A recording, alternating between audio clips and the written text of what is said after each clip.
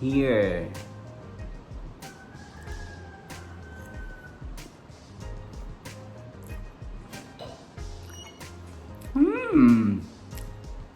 Perfect. I love it. So, pwede na siya. Oh my gosh. I'm so happy.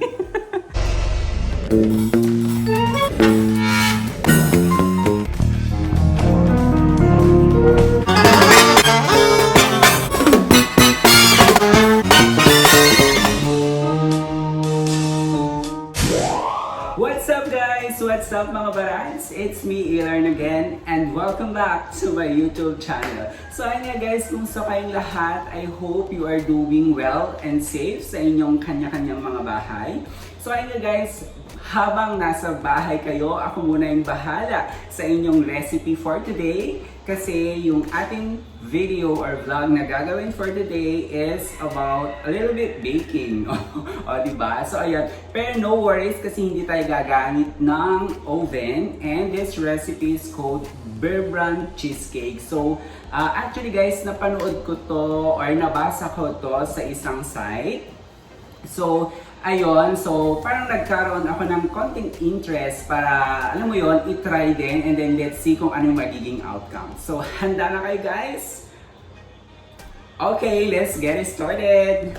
So guys, ito na yung ating mga ingredients sa ating Ylarn cheesecake. So, kailangan natin ng 1/4 cup of flour. Ayan, and then 2 pieces of egg. Yung buo po siya guys ha, buo. And then 1 cup of white sugar. And then grated cheese. And then ito guys, imimix natin siya later on. And then ito naman yung ating pang toppings. And then kailangan natin ng 1 tablespoon ng butter. Actually guys, yung ating butter, since lockdown ngayon, hindi tayo makalabas. So instead of butter, ang gagamitin natin is margarine na lang instead kasi yun yung parang pwede siyang mabili sa kahit sa tindahan lang. And then we have also swak pack, ayan, dalawa ng Ylarn. And then 1 cup of water and then 1 tablespoon of baking powder. So let's start. Unang-una yung ating egg. So, imimix natin siya. Yung ating sugar, imix sa egg. And then, of course, using yung wire whisk, i-whisk natin siya. Ayan. Until mag-combine.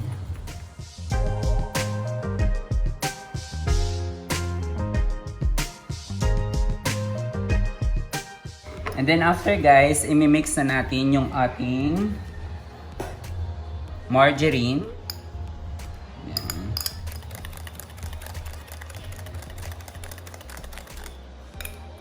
Guys, if you have electric mixer or hand mixer, that would be great. Kasi para mas madali. Since wala tayo kasi, so ang gamit lang natin is manual. So, bali na mix na siya ng maigi. So, make sure lang na pag nag-mix kayo is walang mga lumpses, yung mga bubuo, yung butter, ganon. And then, our next step now is to add the flour. Pag nag-add tayo ng flour, guys, make sure na isi-sift muna natin siya. Ito, ganito. So, guys, after ng flour, yung Ylarn, dalawa. Ayan. Then, yung ating baking powder. Lagay na natin. And then, at least 2 pins ng salt. Add tayo ng water. Ayan.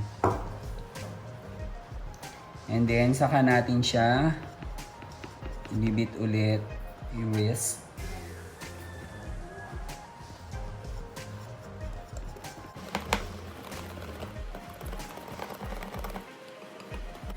And then, until ganito yung magiging consistency niya, guys. So, dapat wala siyang lumps. Ayan. Wala siyang buo-buo. Then after, i-add na natin yung ating cheese. Ayan.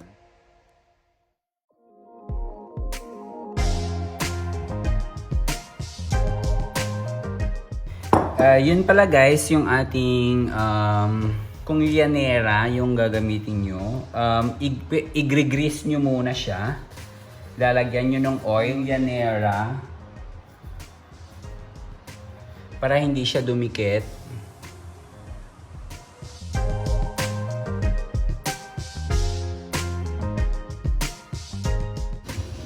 Ayan guys, bali steam natin siya ng 30 to 14 minutes. Ayan.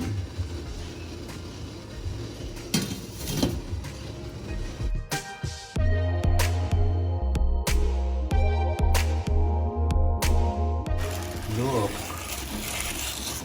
Charan. And then, ilalagay ko yung ating cheese.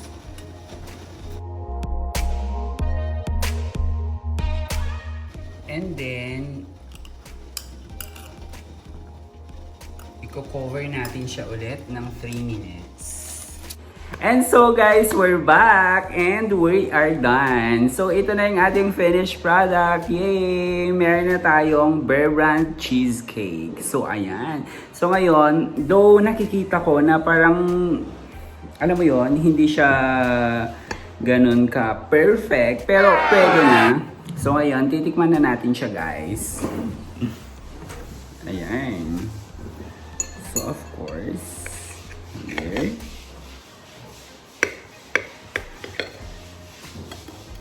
OMG.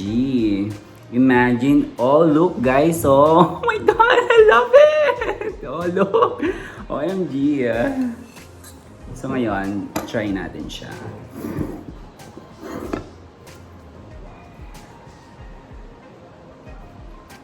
Here.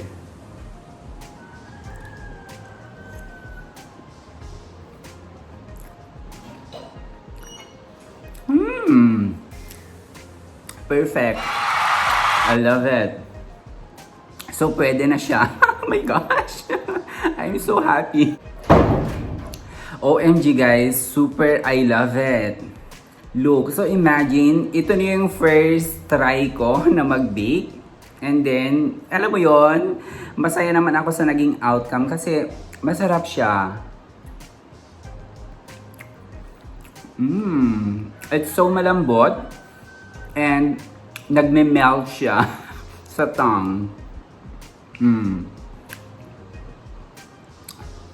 Ngayon, ipapatry natin siya dito sa bahay. So, titingnan natin kung ano magiging judgment nila. Tara.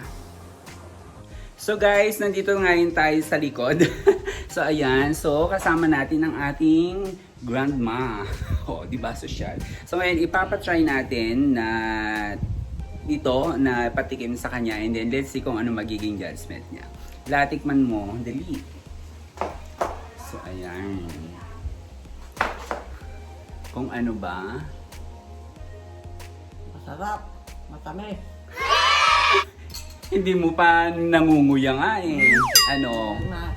Masarap? Ano yun? Ay, ganon? So ayun guys, kakainin na daw niya lahat. So ayun guys, ipapatikim natin ulit sa ating Mudra Bells kung ano yung magiging hatol niya. So ayan. Though hindi siya, yung nilagay ko kasi na cheese guys is parang sliced cheese. So parang nagkaroon siya ng air sa ganon. Yan. Sa gitna. So tikman mo mother kung anong magiging. Ay, meron pala akong nakalimutan na process guys.